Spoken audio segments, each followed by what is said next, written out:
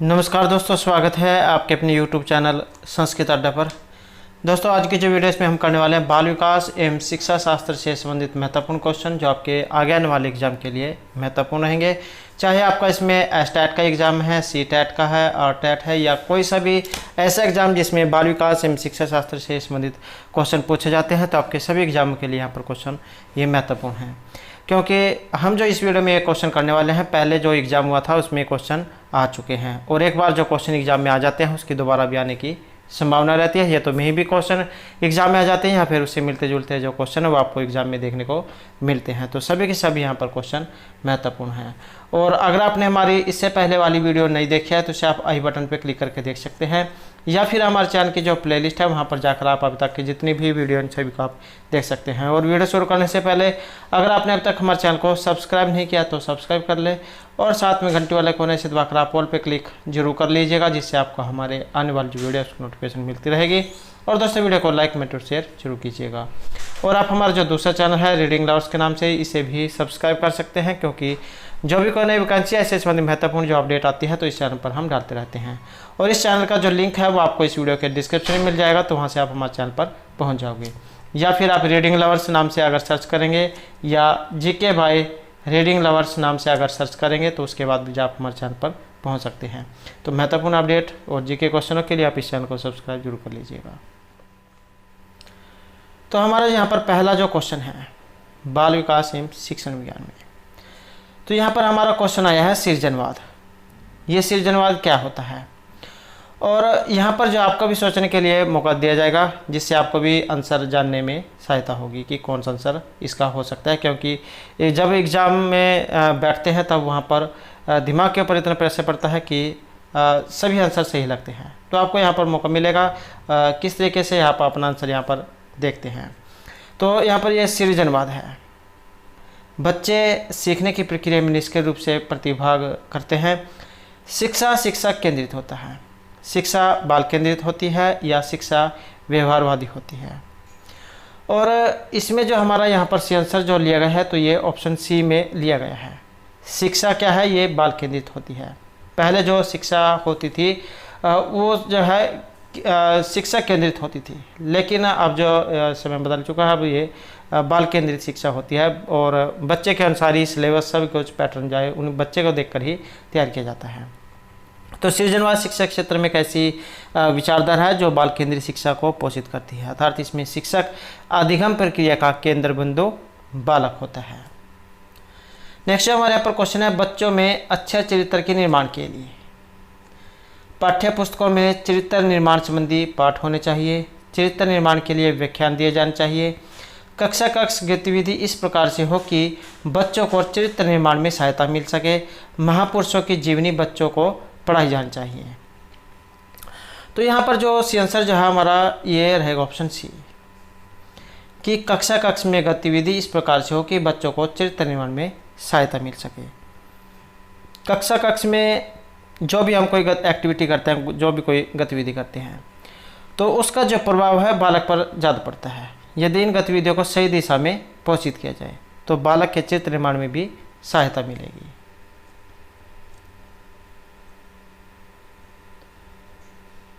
Next हमारे यहाँ पर निम्नलिखित में से कौन सी परिस्थिति में बच्चे का संवेगात्मक एवं सामाजिक विकास अच्छे तरीके से होगा, कि जब बच्चे को महत्वपूर्ण माना जाए तथा उसकी भावनाओं का सम्मान किया जाए, जब बच्चे को अधिक से अधिक पढ़ने को कहा जाए, जब बच्चे की कक्षा में अच्छे अंक आए, जब बच्चे को उसके बौद्धिक स्तर के अनुसार पढ़ाया जाए। तो इनमें कौन सी परिस्थिति है जिसमें बच्चे का संवेगात्मक एवं सामाजिक विकास अच्छे ढंग से होगा, और यहाँ पर रहेगा ऑप्शन ए हमारा, कि जब बच्चे को महत्वपूर्ण माना जाए और उसकी भावनाओं का सम्मान किया जाए। बच्चे भावनात्मक रूप से बड़े कोमल होते हैं। यदि उनकी भावनाओं का सम्मान करते हुए उन्हें महत्वपूर्ण माना जाए तो उनके संवेगात्मक और सामाजिक विकास पर सकारात्मक प्रभाव पड़ेगा। नेक्स्ट रहेगा निम्नलिखित में से कौन सी परिस्थिति सृजनात्मकता को बढ़ाने में सहायक होगी। तो ये सृजनात्मकता वाला क्वेश्चन एक जरूर आएगा, क्योंकि ये जो सृजनात्मकता जो है ये उन मेरिट वाले बच्चों जो होते हैं उनके लिए इस शब्द का प्रयोग किया जाता है। तो सृजनात्मकता को बढ़ाने में सहायक होगी। सीखने हेतु सीमित अवसर हों, बच्चे को उत्तर याद करने के लिए कहा जाए, किसी समस्या का समाधान बता दिया जाए, जब बच्चे को स्वयं करके सीखने के लिए अधिक से अधिक अवसर दिए जाए। तो यहाँ पर सृजनात्मकता को बढ़ाने में सहायक होगी, और यह ऑप्शन डी हमारा, कि जब बच्चे को स्वयं करके सीखने के लिए अधिक से अधिक अवसर दिया जाए। ये जो भी काम हम अपने हाथ से कर लेते हैं वो ज़्यादा लंबे समय तक और जल्दी सीख लिया जाता है, और उसको जो है लंबे समय तक भूलते भी नहीं हैं।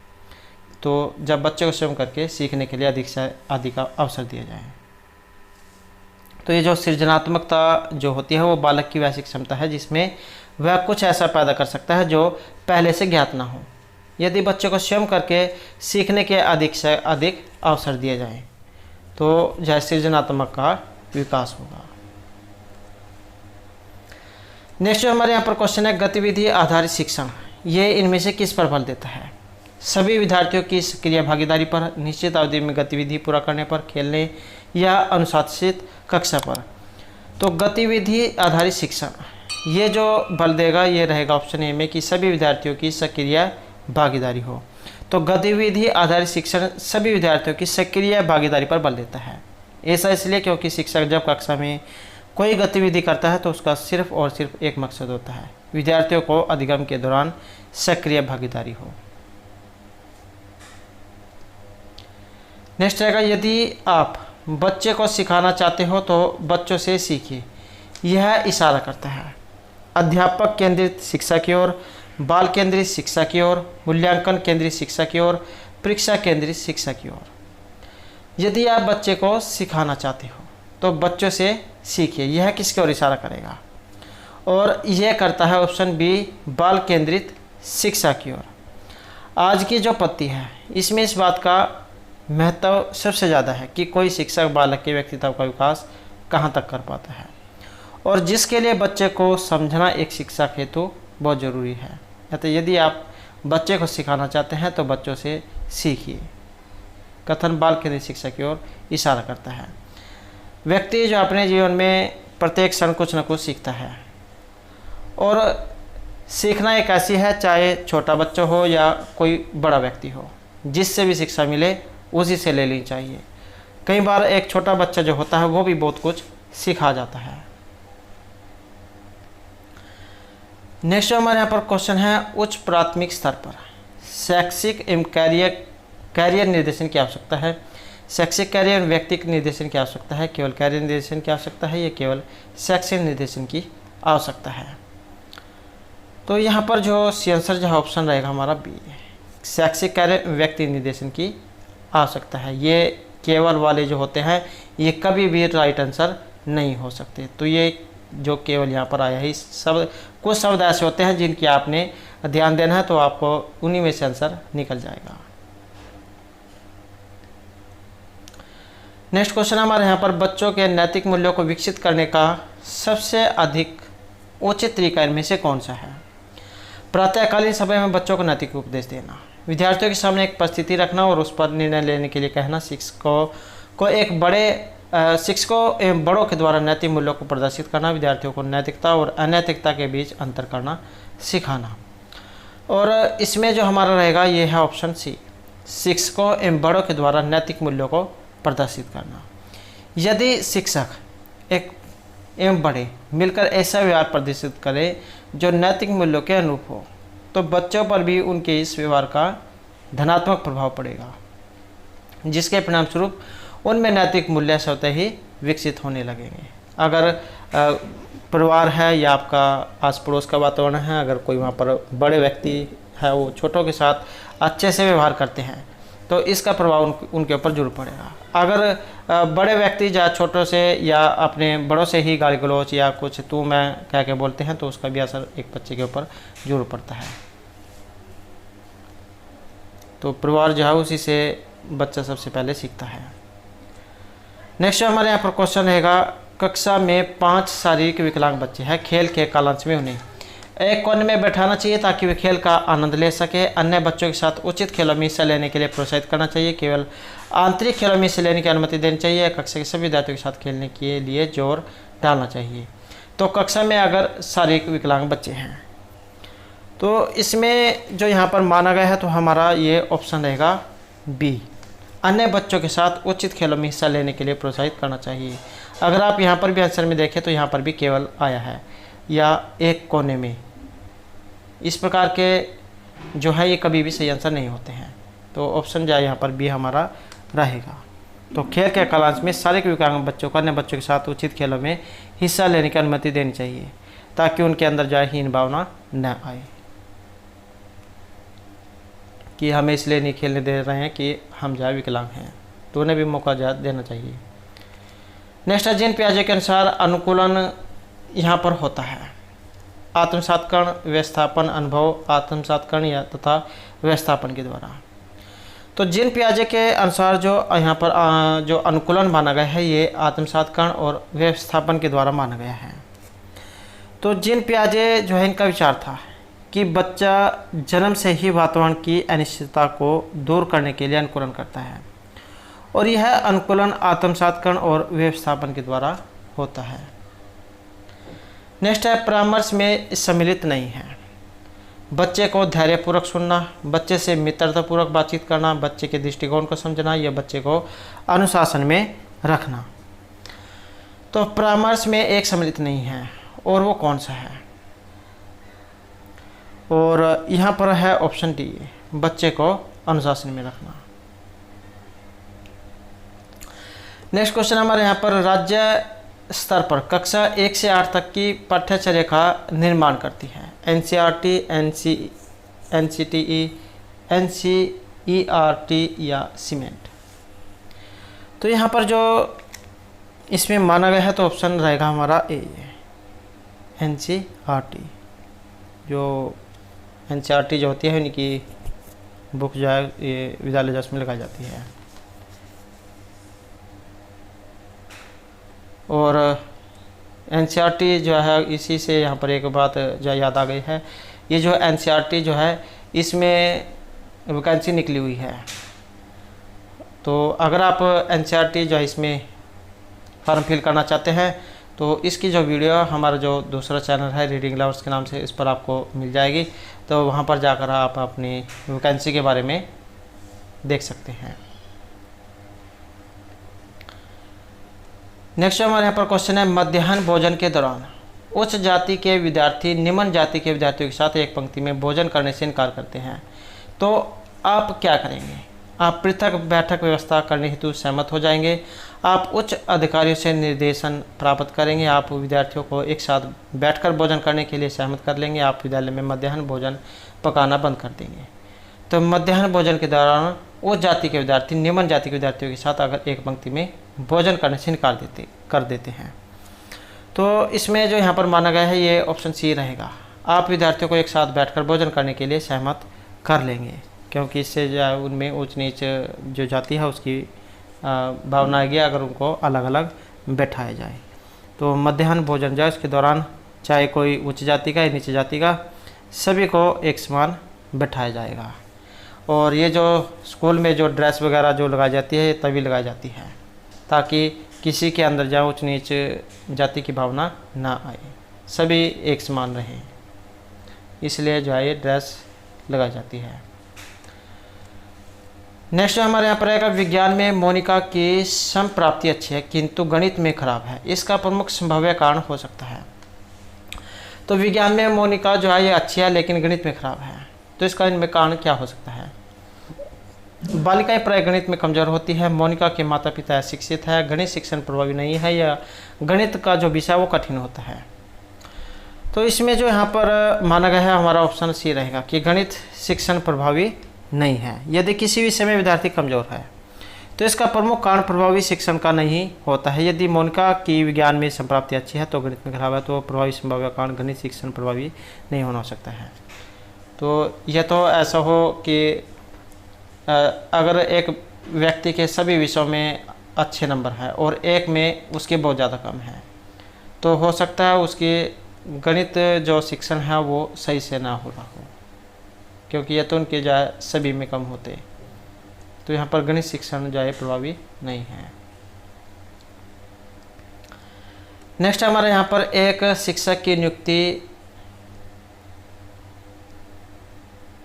एक शिक्षक की नियुक्ति सुदूर गांव में की जाती है जहां पर ग्रामवासी अशिक्षित हैं तथा विद्यालय भवन एवं पेयजल का भी अभाव है। गांव में कार्य करने में सबसे बड़ी बाधा है विद्यालय भवन का अभाव, अशिक्षित माता पिता, समस्या समाधान हेतु प्रेरणा का अभाव या पेयजल सुविधा का अभाव। और इसमें है ये ऑप्शन सी, समस्या समाधान हेतु प्रेरणा का अभाव। किसी भी समाज में अशिक्षा एक अभिशाप है और अशिक्षित लोग अपने अधिकारों के प्रति जागरूक नहीं होते। अतः गांव में कार्य करने में शिक्षा को सबसे बड़ी बाधा समस्या समाधान हेतु प्रेरणा का अभाव है, क्योंकि वहाँ के लोग ज़्यादा जागरूक नहीं हैं।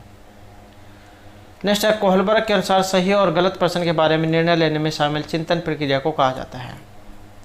नैतिक दुविधा, सहयोग की नैतिकता, नैतिक तर्कना या नैतिक यथार्थवाद। तो ये जो कोहलबर्ग जो है इनके अनुसार, और इनके अनुसार जो यहाँ पर है ये नैतिक तर्कना। नेक्स्ट क्वेश्चन है हमारे यहाँ पर, सतत एवं व्यापक मूल्यांकन के अंतर्गत वाक्यांश व्यापक मूल्यांकन इंगित करता है समस्त पाठ्यक्रम का मूल्यांकन, सभी विषयों का मूल्यांकन, समज्ञानात्मक क्षेत्र, भावनात्मक क्षेत्र, मनोगतात्मक क्षेत्र का मूल्यांकन या समज्ञानात्मक क्षेत्र का मूल्यांकन। तो सतत एवं व्यापक मूल्यांकन के अंतर्गत, और इसमें जो रहेगा ऑप्शन सी हमारा समज्ञानात्मक क्षेत्र, भावनात्मक क्षेत्र एवं मनोगत्यात्मक क्षेत्र का मूल्यांकन।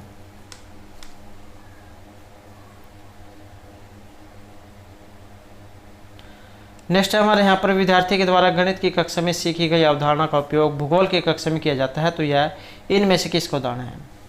विद्यार्थी के द्वारा गणित की कक्षा में सीखी गई अवधारणा का उपयोग भूगोल की कक्षा में। सकारात्मक अंतरण का है, नकारात्मक का है, शून्य है या इनमें से कोई सा भी नहीं है। और गणित की कक्षा में सीखी गई अवधारणा का अगर भूगोल की कक्षा में प्रयोग किया जाता है तो इसे सकारात्मक अंतरण कहा जाएगा। जब पहले के सीखने का प्रभाव किसी नई अनुक्रिया के निष्पादन पर पड़ता है तो इसे सीखने का अंतरण कहा जाता है। गणित कक्षा में सीखी गई अवधारणा का उपयोग अगर भूगोल की कक्षा में किया जाता है तो ये सकारात्मक अंतरण का उदाहरण है। अगर आपने कोई फार्मूला पहले कक्षा में सीख लिया है और उसका प्रयोग के द्वारा अगर आप नेक्स्ट कक्षा में कोई समस्या को हल कर लेते हैं तो वो जो है सकारात्मक अंतरण के अंतर्गत मानी गई है। फिर यहाँ नेक्स्ट है, किशोरों के संदर्भ में निम्नलिखित में से कौन सा कथन सबसे अधिक उचित है? चिंतन का मूर्त क्रियाओं में प्रदर्शित होना, बुद्धि लब्धांक में अकस्मात वृद्धि, संवेगात्मक पुनरुत्थान की घटना बढ़ जाती है या पढ़ाई के प्रति लापरवाह रवैया। तो किशोरों के संबंध में इनमें से कौन सा कथन सबसे ज़्यादा सही है? और ये माना गया ऑप्शन सी को, संवेगात्मक पुनरुत्थान की घटना बढ़ जाती है। संवेगात्मक विकास बालक में किशोरावस्था के दौरान सबसे ज़्यादा होता है और इस संदर्भ में किशोरों में संवेगात्मक पुनरुत्थान की घटना ये बढ़ जाएगी। नेक्स्ट क्वेश्चन है हमारे यहाँ पर, व्यक्तित्व विकास में एक महत्वपूर्ण भूमिका निर्वाह करता है आनुवांशिकता और वातावरण का मिश्रण, परीक्षाओं की संख्या, आनुवांशिकता या वातावरण। तो व्यक्तित्व का जो वातावरण है इसमें सबसे ज़्यादा महत्वपूर्ण भूमिका और यह है आनुवांशिकता और वातावरण की। तो इन दोनों का मिश्रण, आपका पड़ोस, परिवार या आपका विद्यालय, आपके मित्र मंडली, इन सभी का जो प्रभाव है ये एक व्यक्ति के ऊपर पड़ता है। यही इसी प्रकार से आपकी आनुवांशिकता है। जो कुछ गुण आपको माता पिता में है वो उसी लगभग जो उसी प्रकार के गुण आगे बच्चे में भी देखने को मिलते हैं। नेक्स्ट हमारे यहाँ पर, शिक्षक की सबसे मुख्य जिम्मेदारी कठोर अनुशासन बनाए रखना, विद्यार्थियों की विभिन्न अधिगम शैलियों के अनुसार सीखने के मौके उपलब्ध कराना, पाठ्य योजना तैयार कराना और उसके अनुसार पढ़ाना, यथासंभव क्रियाकलापों का आयोजन करना।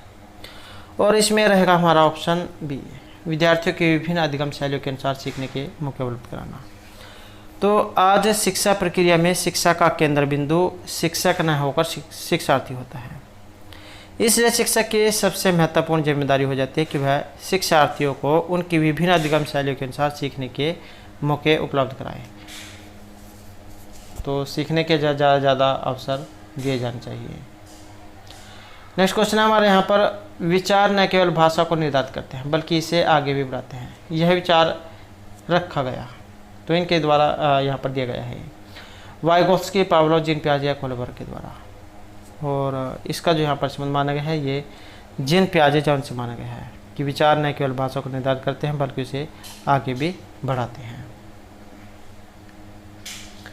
नेक्स्ट क्वेश्चन हमारे यहाँ पर, कक्षा में प्रभावी अनुशासन बनाए रखने के लिए शिक्षक को चाहिए कि वह विद्यार्थी जो करना चाहते हैं करने दें, विद्यार्थी से कड़ाई से व्यवहार करें, विद्यार्थियों को कुछ समस्या हल करने के लिए दें, बी और सी। तो यहाँ पर जो सी आंसर जो हमारा ये ऑप्शन रहेगा सी, विद्यार्थियों को कुछ समस्या हल करने के लिए दें। तो कक्षा में प्रभावी अनुशासन बनाए रखने के लिए शिक्षक को चाहिए कि वह विद्यार्थियों को शिक्षण कार्यों में व्यस्त रखे, इसलिए विद्यार्थियों को कुछ समस्या हल करने के लिए भी देनी चाहिए। कुछ क्वेश्चन जैसे गणित होता है उसमें एक दो क्वेश्चन उनको बता दिए जाते हैं और उन्हें या उसी से मिलते जुलते क्वेश्चन स्वयं करने के लिए अगर दिए जाएं। नेक्स्ट है, सामान्य विद्यार्थियों के साथ यदि आपको एक नेत्र बाधित विद्यार्थी को पढ़ाने का अवसर प्राप्त हो तब आप उससे कक्षा में किस प्रकार का व्यवहार करना चाहोगे। तो अगर एक ये नेत्र बाधित हो उस पर अतिरिक्त ध्यान नहीं देंगे। यहाँ पर आप ये इसमें ध्यान दें कि उस पर अतिरिक्त ध्यान नहीं देंगे क्योंकि इसे अधिकांश की पढ़ाई में बाधा पहुँचती है। कक्षा में उसके साथ सहानुभूतिपूर्ण व्यवहार करेंगे, आप सोचेंगे कि अंधापन उसकी नीति हो सकती है और कुछ नहीं करेंगे। आगे वाली पंक्ति में उसके बैठने की व्यवस्था करेंगे और उसकी सुविधा के अनुसार गति से उसको पढ़ाएंगे। तो ये अब आप देख सकते हैं कि इनमें कौन सा आंसर सही हो सकता है और इसमें रहेगा ऑप्शन डी है। अब आप अगर इनमें आंसरों में यहाँ पर देखें तो इसमें नहीं देंगे, अंधापन उनकी नीति है। तो इस प्रकार से यहाँ पर जो सी आंसर हमारा ऑप्शन डी ये रहेगा। तो सामान्य विद्यार्थियों के साथ नेत्रबाधित विद्यार्थियों को पढ़ाने हेतु सर्वाधिक उपयुक्त होगा कि उन्हें आगे वाली पंक्ति में बिठाया जाए और उनकी सुविधा के अनुसार ही पढ़ाने की गति रखी जाए। वैसे जो ये दृष्टिबाधित जो होते हैं उनके लिए जो ब्रेल लिपि है उसका प्रयोग किया जाता है। अगर यहाँ पर हम देखें तो दृष्टिबाधित जो व्यक्ति है उसे आगे या पीछे के बिठाने में कोई वन नहीं है क्योंकि उसको ज़्यादा दिखाई नहीं देता है और क्योंकि वो जो ब्रेल लिपि जो उसका प्रयोग करते हैं। तो यहाँ पर यह क्वेश्चन अलग भी हो सकता है, लेकिन अगर हम क्वेश्चन के अनुसार ही देखें तो ऑप्शन डी यहाँ पर फिर ये रहेगा।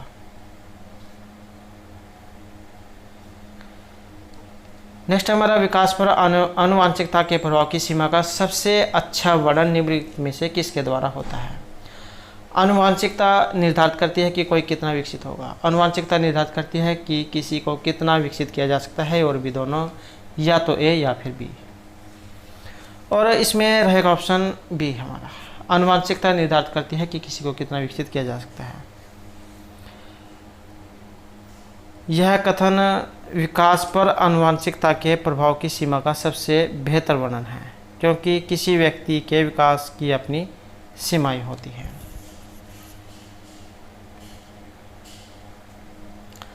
नेक्स्ट हमारे यहाँ पर, अधिकतम प्रबलनकारी प्रभाव के लिए दिया गया रिवार्ड होना चाहिए। उत्तर प्राप्त होने के तुरंत बाद, ठीक पहले, साथ साथ या उत्तर देने के बाद, पर्याप्त विलंब के पश्चात। और इसमें रहेगा ऑप्शन ए हमारा, उत्तर प्राप्त होने के तुरंत बाद। तो ये जो प्रबलन जो है इससे हमारा तात्पर्य वैसे उद्दीपन से है जो किसी अनुक्रिया के भविष्य में होने की संभावना को बढ़ाता है। अधिकतम प्रबलनकारी प्रभाव के लिए रिवार्ड उत्तर प्राप्त होने के तुरंत बाद होना चाहिए। जैसे कोई व्यक्ति अगर अच्छा काम करता है, अगर उसे थोड़ा सा जो है पुरस्कार दे दिया जाए तो उससे बच्चा खुश होगा और नेक्स्ट टाइम भी जाए उस ज़्यादा जाए वो उससे भी पहले ज़्यादा जा प्रयास करेगा अच्छे नंबर आने का या सफल होने का।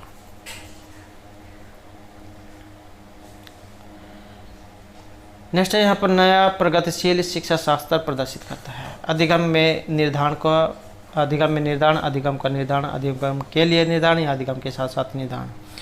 और इसमें रहेगा ऑप्शन हमारा सी, अधिगम के लिए निर्धारण।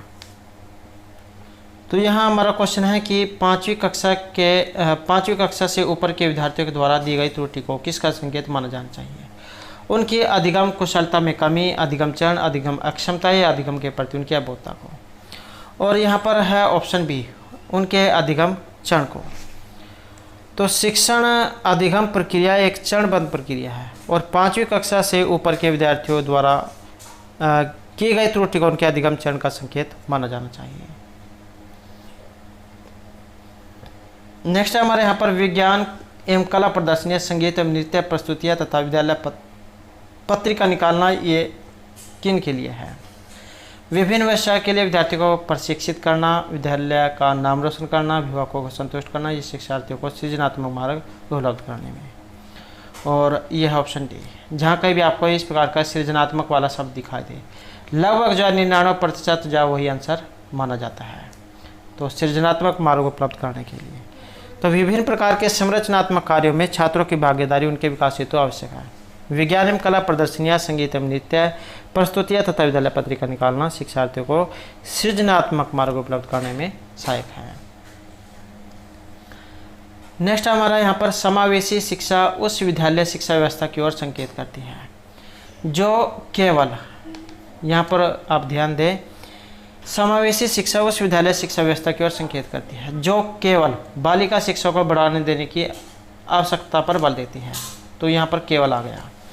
जो सभी निर्योग्य बच्चों को शामिल करती है, जो उनकी शारीरिक, बौद्धिक, सामाजिक, भाषिक या अन्य विभिन्न योग्यता स्थितियों को ध्यान में रखे बगैर सभी बच्चों को शामिल करती हैं, जो विशेष आवश्यकता वाले बच्चों को विशेष विद्यालय के माध्यम से शिक्षा देने को प्रोत्साहित करती हैं।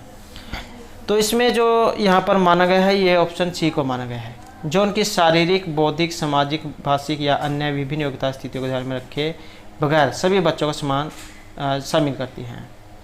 तो यहाँ पर यह सर्वांगीण विकास जो उसकी तरफ ध्यान दिया गया है कि शारीरिक हो गया, बौद्धिक हो गया, सामाजिक, भाषिक या अन्य विभिन्न योग्यता, उनको ध्यान में रखे बगैर सभी को अगर शामिल करें।